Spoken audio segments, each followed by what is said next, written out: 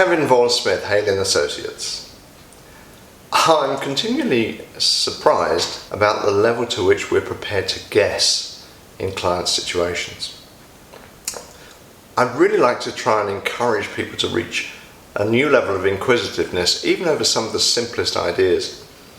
I'm not talking about guessing about really deep technical issues. I'm talking about guessing about the basics. I'll give you an example. I was out with a client at a meeting being run by a senior colleague, and my colleague had asked, so what are the key things you need from a future provider, which seems to me like a pretty good question.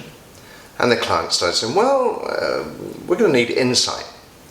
We'll need significant levels of insight into this particular process. Okay. And then we said, so what else would you need? And he said, well, we're also going to need somebody who's forward thinking. Okay. And my colleague's writing these things down, and a junior colleague that we had with us, she was writing these things down. So everybody's writing these things down. And what was screaming in my head is, what on earth does he mean? Now, I wasn't in that specialization, so perhaps it was obvious to them, but the interesting thing was when we got back to the office and we started to debrief on this meeting, I said, so when he said insight, what does that mean in his context? And a debate started. And it came down to both of the people that I was with had really good insight that they thought that would be valuable. They just didn't know if it was the clients. The next time we went on a meeting like that and the client said, we need insight, because it seems there's lots of clients out there that need this insight. We said, okay, that's interesting.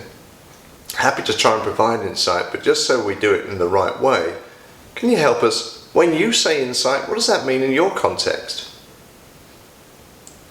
And all sorts of interesting things came out. The client had a range of experience that he didn't want to have again. He had a range of experience that he'd like to enjoy, all of which he based around insight. And it was by having that conversation, which went on for about 25 minutes, that we really started to understand what this client was looking for.